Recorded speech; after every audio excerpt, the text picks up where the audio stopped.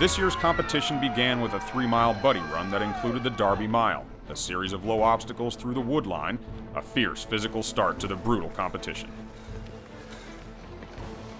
Between Friday and Sunday, we're probably going to put anywhere between 60 to 100 miles on your feet. Someone that can't take care of their feet, by the road march tonight too, they've got blisters, they're sore, they're not going to be able to walk day 2, they're not going to be able to make it through land nav, and it's just going to slow them down tremendously. After the buddy run and Derby Mile, the competitors hit Todd Field and the Best Ranger Physical Readiness Assessment begins. Up first, the Bi-Tower Challenge. On the command go, teams run to the first tower, hoist their 80-pound ruck to the top, put them on, and descend the tower by caving ladder. Once they have descended down the caving ladder, they will then move to the base of the pit, okay? Between the pit and Skedco, they will drop their rucksacks. Then they will grab a Skedco, drag it to yellow pickets, okay, adjacent to Tower 2, where they will then move to Tower 2, okay, they will climb a knotted rope on the wall side of Tower 2. Once they get to the top of Tower 2, they will then put their work gloves on, and then they will fast rope down the far side. A lot of these guys train up in Iraq, Afghanistan. You gotta hoist rucks, carry rucks, okay, throughout the competition, okay. They carry that stuff in Afghanistan up and down the mountains, okay. Skedco drags, you know, they take casualties over in Afghanistan. Okay, sometimes the only way to get them out is they have to drag them on Skedcos. With the 2 towers conquered, the Rangers race to Malvesti Field for the second phase of the Physical Readiness Assessment, another obstacle course, the second of many the competitors will face over the next several days. The course includes pull-ups, a cargo net, vertical and horizontal ladders, a worm pit, and an 8-foot wall. If you're not physically fit, then everything else is going to hurt. If you're physically fit, then you're going to be able to take and accomplish the mission, be able to take and go the distance, and you know, you're able to take and perform your specific duties that you're going to have. If you're worried about being in physical fit and physical shape, then you're going to be hurting when really you should be focusing on your specific tasks. You just have to pace yourself. It's a marathon, not a sprint. I agree. You have to be consistent. You have to stay consistent throughout the competition. You can't just go out to win every event, but you have to be very consistent in the top and all of them. The Malvesti obstacle course is a day 1 staple for the Best Ranger competition. It establishes the conditions for the rest of the events. Competitors will get dirty and wet. Measures your physical and mental toughness. Once again, physically you have to negotiate the obstacles, and once you hit that water, it's pretty mentally tough to keep going when you're wet and cold. Maybe just the humor of it for each other, you know. All you can do is laugh. We've been together training for about a year. We've been in school about a year together, so we kind of know each other and keep each other motivated through the times that aren't so fun, so I think it'll be all right. As soon as the competitors finish here, they are off on another unknown distance run, which ends on the bank of Victory Pond. The only way around the pond is through it. People looked at us like we were crazy when we were swimming around in ACUs, but that's what we got to do. As soon as competitors are out of the water, they hit the ground running, again. This time to Babbitt Field, where 2 UH-60 Black Hawk helicopters are waiting to transport them to their next event, the spot jump. The Rangers know this is a hazardous event. Anything can happen when you're in the air, and everything depends on how you hit the earth, because at this point, there's no turning back.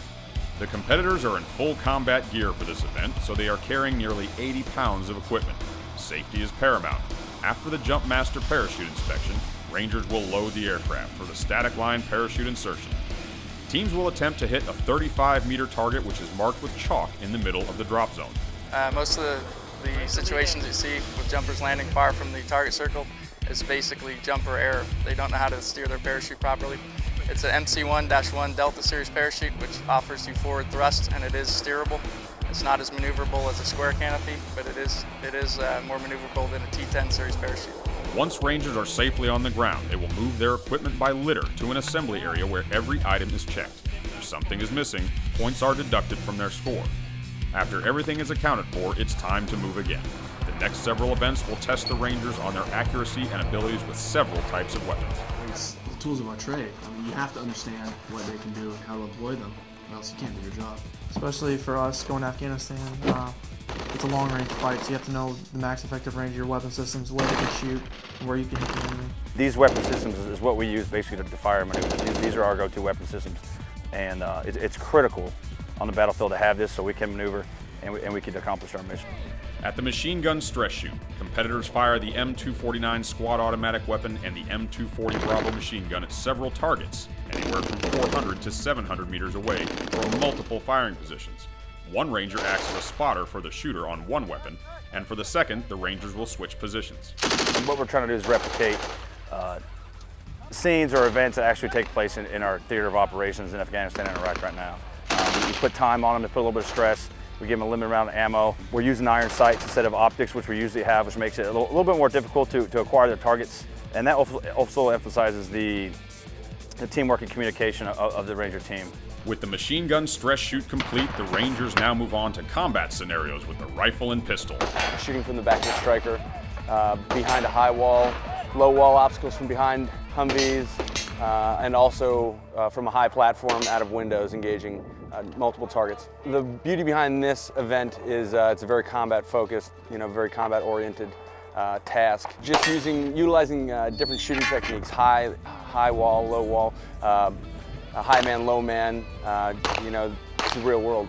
This is the way it works, so train as you fight. Even though these Rangers are completely familiar with their weapons, the extreme stress of the competition can produce mistakes resulting in costly penalties in this event. The big thing is moving with cold weapons, no rounds chambered, not utilizing the cover concealment properly, just sloppy shooting, things you wouldn't do in the battlefield. I mean, it is a sporting event, but these are real world tasks, and we don't want people to cut corners and try to win. We want them to do the right soldier thing. All the targets competitors have faced on the ranges so far have been stationary. For the third and final range event of the day, the Rangers must engage moving targets from 50 to 300 meters with an M4 carbine rifle. We've already established down there the other ranges that these guys can hit what they're aiming at if it's sitting still. On this range, we want to make sure that these guys can engage targets that are fully moving. Again, to get their heart rate up, the Rangers have run from the rifle and pistol range, a distance of about 8/10 of a mile, with their full equipment. Once they reach the last range, they are given 40 rounds of ammo between them to hit 40 targets. One shot, one kill would be necessary to max out this range. No matter what you're doing in a current theater, you're going to be elevated in your heart rate, your body's going to be sweating, you're going to be exhausted. What this range does is with the movement to this range, it creates that situation. Then you're going to be firing from a behind a covered and concealed position, which is the same thing you would be firing from anytime you're deployed. And lastly, you're going to be firing at moving targets, which is a big issue right now. The next event will bridge the distance between the Malone Ranges and the final events of Day 1, Orienteering. Teams will travel to Combs Field on foot with nothing more than a map, a compass, a protractor, and a few grid points. They're still carrying their whole combat load, so it's physically taxing the competitors and additionally mentally. They're given a start point and end point. They have to find those checkpoints throughout. They've got to understand how to land nav through the woods and navigate from one point to another on the ground without use of a GPS. Very important to understand how to get to point A to point B and know exactly where you are on the battlefield. The Rangers find their way to the end point, complete a mystery event, and move on to the last daytime event for Day 1, the Expedient litter carry.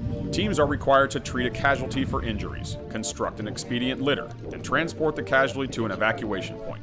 This year's event mirrors the scenario caused by an improvised explosive device attack.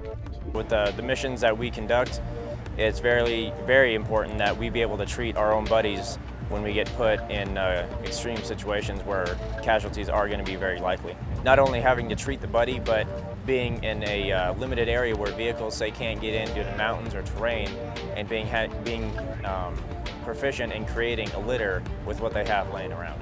Just being a combat lifesaver or any type of medical knowledge on the field, you don't know what's going to happen. You could be an IED cause going off on a vehicle and then just having to treat those soldiers. The first responder on site may not be a medic, it may not even be a CLS guy, it may be his buddy right there in the vehicle that had actually blown up. The Rangers receive points for treating above the standard, doing extra things for the patient. But points are deducted if they fail to complete a critical task or if they do anything that causes further injury.